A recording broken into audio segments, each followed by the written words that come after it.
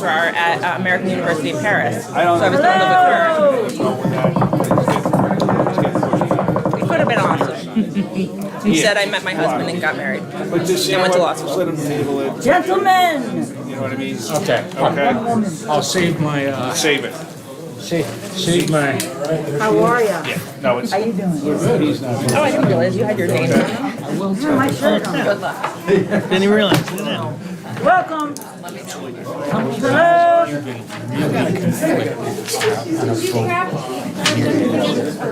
Don't make me do my cheerleader voice, 'cause I don't do it. Personally, You were a cheerleader. you know, Good evening.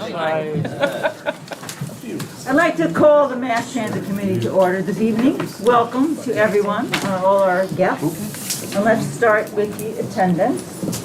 I'm Lynn Lakakis, and let's see what we have. Dave Mayo? Here. Bob Beston? Here. Joe O'Brien? Collins, Randy Collins? Allison McLean Lane? Vicky Plotchky? Present. Bill Reinhardt? Here. Jennifer Whalen? Here. Five present?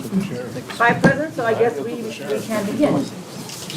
The first course of events is to approve some age-old minutes from a meeting. I have a motion from Mr. Beston.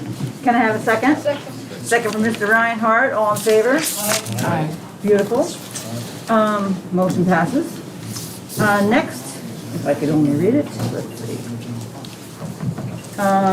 We have a lot of guests tonight from the Airport Authority, and you would read the resolution, Rebecca, please. Sure. Item 2 is adopting an amendment to the 2020 to 2024 Albany County Airport Authority Capital Program. Excellent. Mr. Calderon, maybe you can start by introducing your compatriots there, and then we'll, you have the floor. I appreciate it. Thank you very much. And with me tonight, I have from the authority, Chris Quinn, our airport counsel, and Matt Kinnan, who is our Director of Governmental Affairs. I also have our Chief Financial Officer, Michael Zontius, who could talk about, if you have any questions about projects within the amendment that we're proposing to the capital plan. And I'm also fortunate to have tonight with me two of the engineers from CHA. I'll talk about the selection process in a second, but we have Jeremy Martell and the president of CHA, Rich Amadon. Jeremy is the chief engineer in charge of the project. Little background, as you all know, probably the last time that I was here, I was bidding farewell to all of you and thanking you for all the support you've given me over the many years. I was telling Michael, I have started with the county in 1981 as counsel to the Office of Aging and Handicap, so a long association and an opportunity to work with many of you on many wonderful projects and plans. When I took the position at the airport, one of the things that I began, because I walked in just literally several weeks before the pandemic hit us and the world shut down in March of 2020, I began the process of doing master plan for the airport. The airport hadn't had an updated master plan in almost 30 years at that point. And it's important for FAA purposes and grant purposes to have an updated master plan if you're going after discretionary funding. It was apparent to me, you may recall this, my first week at the airport, walking in, the airport was under a ransomware attack. It was a situation where the IT infrastructure in the airport had not been upgraded in nearly 15 years. No fault, not blaming anyone. It is the way that life happens to be in terms of funding for airports across the United States. It's why we have some of the most poorly rated airports in the world. Because most of the FAA funding dollars that go to support airport infrastructure projects are geared towards airside projects. To get discretionary funding, you need to look for usually state grants or federal grants that might be available from time to time, and they're rare. When the airport learned of the opportunity during the pandemic of the Upstate Airport Grant Competition. We were in the master planning process, having retained CHA to conduct the master planning study for us. And the master plan is looking at all of your facilities and laying out the needs, assessing the condition of those facilities and your infrastructure, and then laying out a plan for growth and development over a 5, 10, 15, and 30-year period. We decided to compete for the Upstate Grant Competition and to advance some of the ideas that we had talked about during the master planning process. Primarily among those ideas was the challenges that we were facing because of the pandemic. What the pandemic did was exacerbate for us some of the issues that we're dealing with on a day-to-day basis that were problematic already at the airport, specifically as a result of the events of post 9/11, where the TSA checkpoint was put into what had been our concession area and created all kinds of pinch points and problems with travelers navigating the airport as a result of the congestion that was created by the TSA checkpoint location. So what would happen busy travel days is that we would not only have travelers backing up along the pedestrian bridge leading from the parking garage into the main terminal, but we would have to hold, and still do, have to hold passengers at the base of the escalators, stopping them from going up the escalators or even shutting the escalators down, creating additional stress points in the ticketing area. And all of this in a COVID world was not optimal, particularly as we were trying to encourage folks to come back and travel, making sure that we could accommodate social distancing, pathogen mitigation were problematic issues. The project that we submitted for the Upstate Grant Competition had criteria. They looked not only for general terminal improvements, but terminal improvements that specifically dealt with issues that airports were confronting in a post-COVID world. So the project that we're going to have, that I'm going to ask CHA to explain to you and describe to you in detail, is a project that's not a vanity project looking to do something that is not addressing a real-life problem.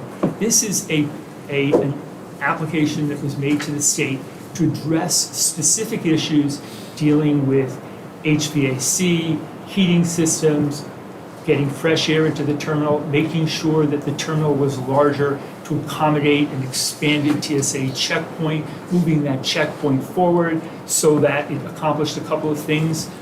One, that we had more room.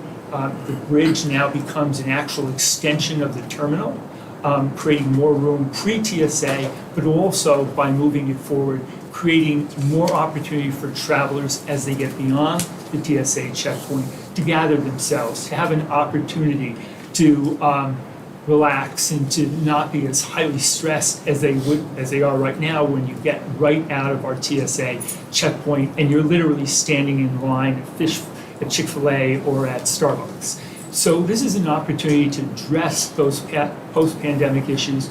We also incorporated in the submission to the state some things that we thought were critical to our airport and that are lacking right now. So for example, a children's and family area. We don't have an interactive children and family area.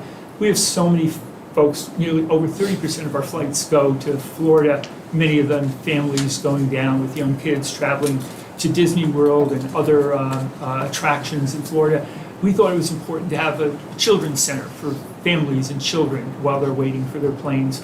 And also a sensitivity room. We don't have a room right now, we don't have space to accommodate individuals with disabilities who need to be in a quiet space, to need to have a special facility geared to their particular needs. Folks, for example, with Alzheimer's or other mental disabilities that are challenging, we want to create that kind of a space. This is a very, very competitive application process, and we're really proud to bring back to Albany County the great news that our airport received out of the $240 million that was allocated by New York State to 9 airports.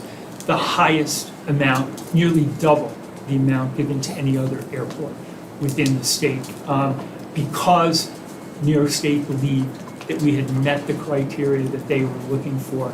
And I hope that when you hear an explanation of the project, that you will also agree that what we have submitted is something that will be important for Albany County, important for the region. We're very interested in making sure that our airport continues to be a leader in the nation. In so many ways that we think there are opportunities for us to seize that mantle. During the pandemic, and I had the opportunity, thank you, Chair, again last year to talk to you about some of the things that we did during the pandemic to achieve, for example, ACI, which is an industry standard accreditation, and GBAC, another national industry accreditation, worldwide accreditation for health and safety standards. When we received GBAC and ACI accreditation, we were one of only 4 airports in the world to hold that accreditation. We signed MOUs with GE and with other strategic partners in the region, RPI, Hudson Valley, Plug Power, to do innovative smart technology at the airport. This project will include smart technology initiatives. Our GE Health and Wellness app was the first time that app was launched anywhere in the world. And GE went on during the pandemic to use that app in other facilities, not just airports, but in other facilities throughout the world. Those are the kind of innovative ideas that we want to see incorporated in this project. So along with CHA has brought on board, working on this project, and some of the designs that you will see are done by Gensler Architectural. Gensler is one of the world's leading architectural firms. They have designed some of the world's biggest and most award-winning airports, most recently LaGuardia, and they are the architect of record for the new JFK expansion. They are a world-class team. They're located in 49 countries around the world, and we're very proud that they're going to be the architectural firm working with a nationally known CHA, headquartered right here in our own community, generating what will be, we believe, hundreds of new construction jobs on this project. AAAE, one of the another airport industry organization, estimates that for every dollar invested in airport infrastructure, there is a concomitant $2.50 benefit to the community. So this will mean many, I think, great opportunities for Albany County as well. Since we were coming here to amend the capital plan, which was first approved by the legislature in 2019 and is a requirement of our enabling legislation. And so, while it would be effective through 2024, it obviously did not contemplate this particular project. There are other projects that we are including on our list. Most of them are related to projects that are going to be funded directly by either airport improvement plan funds or passenger facility funds. So it's federal funding. So you have in your packet nearly $170 million worth of projects, 100 related to the project that I'm talking about, the terminal expansion, $27 million for a possible expansion of our A concourse, assuming we are looking to apply for BIL, bipartisan infrastructure funding for that project. The way the bipartisan infrastructure funding worked was that $5 billion was kept in reserve from the money that was allocated formulaically to airports, $1 billion awarded every year to be divided in a formula to airports based on size, large airports, medium, small to medium airports. Each one of those groups receives a certain dollar amount, and then it is a competitive process within those dollar amounts to apply for those federal funds. So we're looking to add 2 additional gates. We want to expand the number of airlines that we have at the airport. hopefully more routes. I know it's something the community really wants. We're focused, laser focused on it. It's hard right now. You're all reading about what airlines are going through in terms of difficulties with pilot shortages and plane shortages and supply chain issues. So we're hopeful when we emerge from this, and the rating agencies, and by the way, we just got a rating increase, the rating agencies are predicting that we'll be out of this by sometime in mid-2023, late 2024, when things will start to get better for us, where we're reaching 2019 pre-pandemic employment levels. We're hoping that we have more airlines interested in our airport. We want to be ready for that. Right now, we have 14 gates, and they're pretty much all committed. So we want to look for the opportunity to be ready for that opportunity. So we have an application in for BIL funding, $27 million for the expansion of adding 2 gates and refurbishing two gates. And we also have $34 million thereabouts in for apron and runway and pavement projects, and the rest of the money that we're asking for, and Michael could answer any of your questions if you have any, are just for improvements to general infrastructure in buildings, HVAC and the like. Everything that we're doing, we are, in terms of development, I want you to know, is with our stated goal of being carbon neutral by 2035. We have applied for a very strenuous ACI, Airport Council International, carbon accreditation program. We have achieved, and we have not done a press release yet on this, but we have achieved carbon level 1 status. We are one of only a select group of airports in the country that have attempted to get that carbon level of accreditation. We're very proud of that. We're going to continue as we move forward to look at all of our purchases using our ability to use sustainable aviation fuel, working with companies like Plug Power to use hydrogen power. In this particular project with the terminal, using geothermal energy. So all of our initiatives, you have my commitment, will be to creating the greenest and most sustainable airport, period, anywhere. I know I spoke a lot, and now I'd like to ask Rich and Jeremy to add some more context to this particular major project. Right. Good evening. So in front of you, you have a slide deck here. We really kind of tell a story about the terminal and how it's come to the point where these pinch points exist that Phil had talked about. If you've ever flown out of Albany Airport, you'll see that the area prior to the security checkpoints is very constrained. You've got escalators and stairways that come up. That platform has been that way since they opened the terminal in 1999. I was there at the ball, at the gala, and it's constrained right then. So what you're continuing to see is during normal day-to-day operations, passengers backing up and going across, and you'll see in the photo here the current pedestrian bridge, because there's not enough room for queuing there. And as Phil had stated earlier, at some point there becomes too many people up at the top of in the queuing area there, and they have to be held down below. So that's just on a normal day. Throw into that peak holiday periods, and it becomes absolutely crazy. And it becomes a safety hazard. It becomes so many different things because of how the checkpoint was originally designed. This program here is designed to open up that area and allow for more queuing, allow for the TSA to have more space and be able to operate efficiently, and make sure that the backing up over the roadway does not occur. And that's really one of the things that we're trying to address with the current shortcomings. The security checkpoint has 6 lanes currently. That's where they currently are at. There's a couple of lanes that are kind of in corners and can't be used efficiently just because the square footage is just not there. So what this program is going to do is going to take that area and push it back and allow the airport to use all those 6 queuing lanes and get up to when things turn around as far as passenger enplanements are concerned, they'll be able to have that capacity and through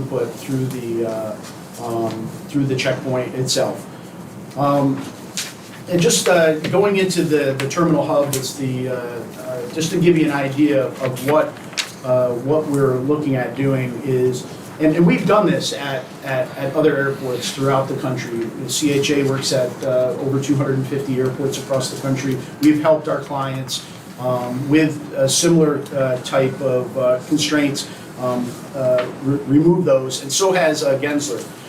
So if you look here, we're talking about removing that small bridge that currently goes across the roadway, taking that completely out, and expanding the area just prior to the checkpoint and coming across the roadway. And what that will end up doing is opening up the space.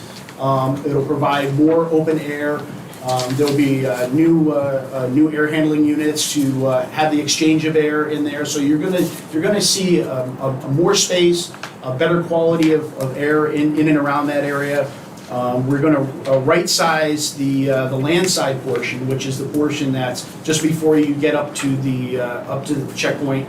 So queuing lanes will be sufficient to handle passenger capacity. We'll update vestibules and canopies in the front of the main terminal to really have that look, because we want this to be something that we can be proud of. It's my hometown airport. I started working at the airport in the late 90s with John Egan, and we're very proud of it, and I'm so excited to see kind of that next slide where you have that look of where you're coming into the airport. A lot of what you see here is the renderings that have been developed and were part of the application that went into the state DOT. So the next couple of these are just showing ground level views of what can be expected. There's an expanded, a renewed green space, which I think will be very nice, and kind of putting some trees and just giving that outdoor feel, park-like feel to the airport, and really having a central walkway when you go across the roadway. You're really coming into a grand entrance in the lobby area. The next one where you see the open air, this is looking back at the security checkpoints. Currently, this does not exist. This is just a small tube that goes across the roadway. You can see how much more expanded area. There's places for people to sit, people who are meeting with folks getting off of airplanes and getting on. It just expands that whole area and will provide capacity for passengers. The next slide here is showing the security checkpoint. It's a view looking up at the security checkpoint and down on the first level, where this is kind of the grand entranceway into the terminal itself. Addition of escalators and elevators there. And then finally, we have the post-security screening area, which is going to be greatly enhanced and allow for passengers to recompose themselves as they go through the security checkpoint, places to sit down, and expand that area and renew the finishes. So that's a very quick overview of the program, and we're very excited now. Just, if I could, just want to add, a lot of what we're addressing here will be addressing infrastructure that is 30, sometimes 40 years old. When Jeremy talks about the HVAC system and the heating system, we're never able to get the airport cool enough, never able to get it hot enough. We have one main elevator that leads you from the ground level up to the second and third floor. This summer, that elevator was out of service for nearly 5 months. We had to direct people to a service elevator. I just checked my phone, I wasn't being impolite. A half an hour ago, I just got another, we have emergency alerts that elevator, which was put back into service about 2 weeks ago now, is out of service again. That means we have to again reconstruct this whole, chaotic way for passengers to navigate to a service elevator. What we're trying to do is to make the passenger experience in this airport efficient and safe. And we think that with this incredible opportunity with the state grant, with the leadership of the legislature and the county executive that this will be a reality that will make the residents of our county proud. Thank you. We have a very brief time if anyone has a question. Go ahead, Mr. Beston. Yes, surveys for passengers and the public input into this, have you done? So, as I indicated, what we did was we advanced the master plan. In the master planning process, we created both RAC and TAC committees that included representatives and representative groups of the community. And we were able to work very closely, particularly with the TAC, the technical advisory folks, in getting their input into this design. This was a project that when the approvals, came, finally the budget approved it, short window, CHA, and we stayed up and burnt the midnight oil to get the application in and to get it right. We had to also go through the process of getting an engineering architectural firm through competitive bidding on board. So we were fortunate that we had CHA working with us on the master planning process. So we did have that opportunity. Thank you. Thank you. You good, Bob? I have Vicky, then Bill, then Jennifer, and then Paul if we have time. Just a couple of questions. You mentioned adding 2 gates, which it seems like a smaller build-up compared to the great work being done at the front of the building. So, thank you. Right now, there is the opportunity to quickly put 2 gates, if we get the funding, to put 2 gates onto the, and CHA can add to this because they actually did the original preliminary study of this, to add 2 gates with minimal expense while we were looking for 22 and change for your approval. We think we can get it done for far less, maybe significantly less, to get 2 gates on right away, so if we have 2 more airlines, we're ready to go. And then to refurbish 2 existing gates. We've refurbished all the other gates except for these 2. Our bigger plans call for adding more gates in other areas of the airport, off the C concourse. There would be an opportunity to remove the old administration building, and Clough Harbor has done various scenarios, and there will be public hearings on all of this with, once the master plan is at a point where we have designs ready for the public to see, they will have an opportunity to weigh in on this, but there will be an opportunity, for example, to take out the old authority building and add several new gates there. There are also other ways that we could move to develop. We are constrained a bit because of the apron and because of the taxiways and runways that we have, but we do have the opportunity to add several more gates, God willing, should the opportunity arise. Thanks. Bill? First of all, I was really glad to hear you used a few nice buzzwords, and I don't mean that in a critical way. Geothermal, do you know? Innovative technology is a goal. Green initiatives, $7 million I saw. Trying to be carbon neutral by 2035. Obviously, I like all of that. Although if you could get carbon neutral by 2030, that would be better. I'm hopeful. I want to try. I appreciate that because it all starts. It starts at the top, and it starts with a national effort. One of the things that we have worked hard to do. I've hired a national consulting firm called Thor Air to work with us. Nancy Basalis, who's a world leader in sustainability, to work with us on issues like sustainable aviation fuel. In the recent bipartisan infrastructure legislation, there are tax credits now for the use by airlines of sustainable aviation fuel that didn't exist before. We pushed with Matt, working with Kevin Burke from Airports Council International. We pushed for initiatives like that. So it has to be an industry-wide effort as well. But we have an opportunity locally to do things. We're fortunate to have Plug Power right in our backyard, and we have already talked to Plug Power about using their hydrogen power to power a lot of our ground equipment. Our next purchase of buses, shuttle buses, will be electric buses. So there are things that we can do right now where we can have a major impact.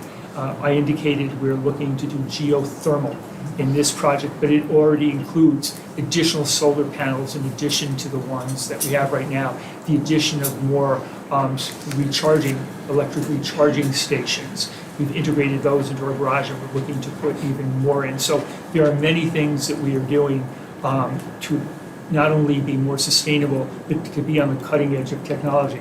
We have signed an MOU with RPI. We have a number of RPI scientists from the School of Science and Engineering working with us, looking to partner with us on innovative projects like we did with GE, working with their technicians on developing blockchain technology so that we have an opportunity to use the cutting edge blockchain that GE has pioneered into apps that help us with health and wellness at the airport. So we're looking at all of that. We have some of the best minds in the region. I think I talked to you all last year. I was very proud of this. We put together a coronavirus task force. I was very fortunate. It was chaired by Dr. Lyon Greenberg, one of the most prominent physicians in the region, who's been on our board for a very long time, is a very valued member of our board.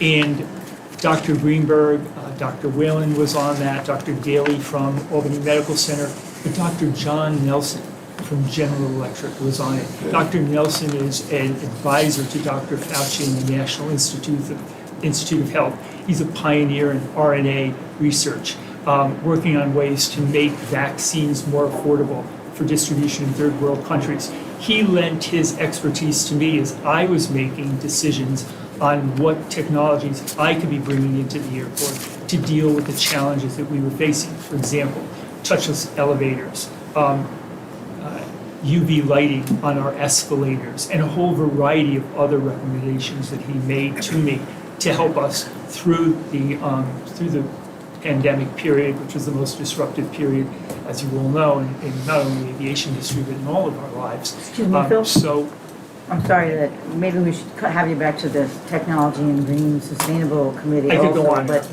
we are on a slight, do you have a question, Bill? Well, my And question hopefully was that answered really, it. there are plans and then there are really detailed plans that have blueprints and specs and blah, blah, blah. we're gonna have all that. So I guess I won't make this a question, I'll make it a request. Sure. That you use life cycle costing when you price out the innovative stuff. So you look at the total cost, not just first cost, because that can be a problem. You often underperform that way. But you mentioned geothermal. You should be eliminating, and I'm not talking about the planes now, but the facilities. You should be eliminating carbon fuels wherever you can. So geothermal will do that. Yep. Power it with green power, you're all set. I was hoping you were going to mention Plug Power and the field equipment, because I actually looked at that years ago at NYSERDA when I headed up the hydrogen program. So it sounds great, I just want to see you do it. Well, we're actually doing it, so, Excellent. our MOUs are. Sounds like you got a commitment, Bill. Can you believe it? Jennifer? Yeah, when I see it. When I go to the airport or when I choose a flight, I want to get to my destination as quickly as possible. And sadly, Albany doesn't really have very many nonstop flights or direct flights. I'm not really picking my airport because of like the park outside, really. I mean, it is a hassle to be picking up people at the baggage, and there are people, it's 6 aisles deep. But how will this enhance at all our opportunities to have more nonstop direct flights? Because that's really what I want to see, happen at this airport. Otherwise, it's just a, nice little provincial parochial airport with parks and quiet rooms, But I'm not going to the airport for yoga. I want to go to the airport and get out of here and go to the next place without having to go through 2 other hubs and take 10 hours to travel. Sure. So if you could expand upon that, that would be great. So prior to our team arriving at the airport, our airport was really never aggressive pursuing that, trying to obtain new destinations, new airlines. And starting that during a pandemic was not the most ideal time to do so, but that's what I've been doing. And so just last week was another event I was at with airlines that we currently have servicing the airport, but equally important, potentially more important, is prospective airlines to bring into the airport. And what I get to do is I get to go and tell our region's story. You know, who the people are here, what the business world, business climate is like here. And start advocating for why we need those flights. And we've started to see this change where we have new airlines that are interested in coming to Albany that had never thought of Albany before. They couldn't even pronounce Albany correctly when I first met with them. And they're facing their challenges right now with staffing and with supply chain for planes. But, and I can't really say more due to confidentiality agreements with these airlines, but there's good news coming as we come out of this pandemic. And to tie it to this project, as I was having these meetings last week, this is one of the things that really energizes them about our community. So it's a great asset that I'm able to use. So when, thank you, Matt. You know, when I talk about making Albany International a world-class airport and best and first in our class, it gets attention. You may not think it's important, but when I started, for example, the Yellow Lanyard Sunflower Program, there are only 4 or 5 airports in the world that have the Yellow Lanyard, which dealt with individuals with hidden disabilities. We made news. We make news in journals that airlines are reading. So the things that we're doing, for example, with the GE partnership, I mean, that received national and international attention.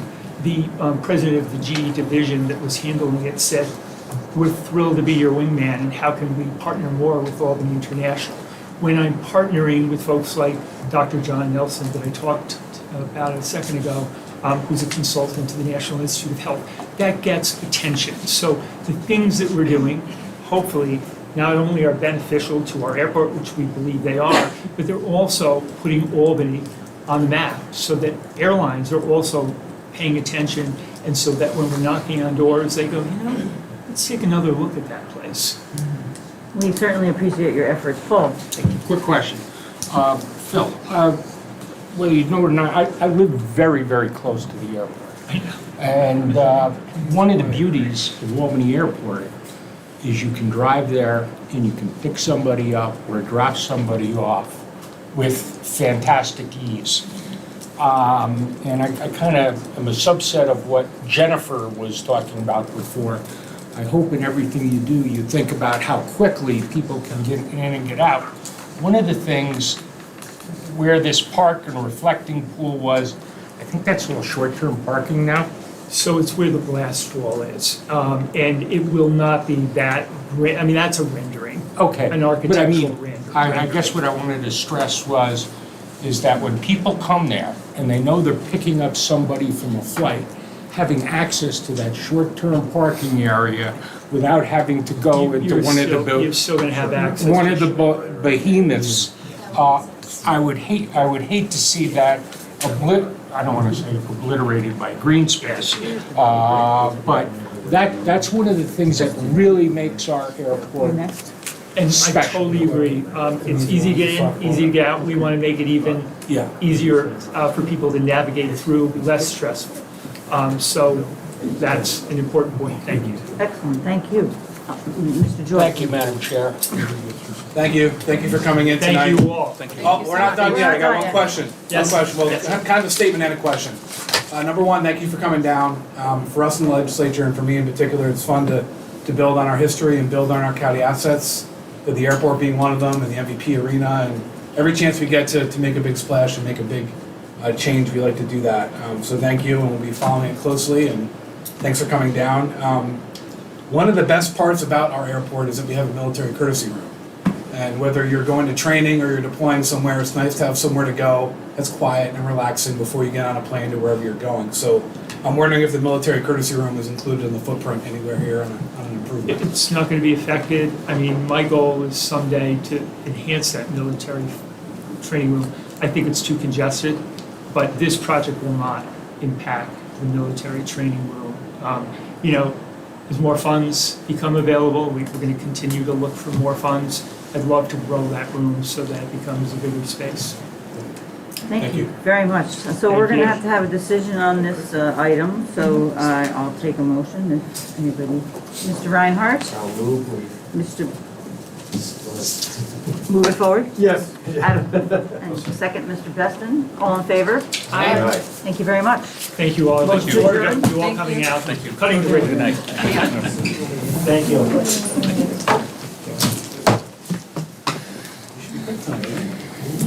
Good night. Frank, how we doing? Frank, are you on? And stay, yeah. We talked all about Yeah, I mean, it's all outside funding for the most part. I mean, they don't ask the county for. The illegal gun resolution?